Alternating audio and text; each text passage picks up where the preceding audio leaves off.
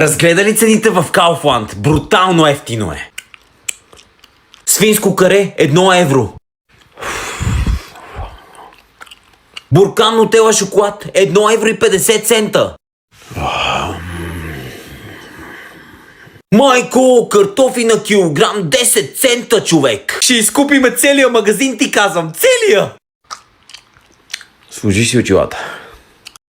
Що? Погледни сега пак брошурата.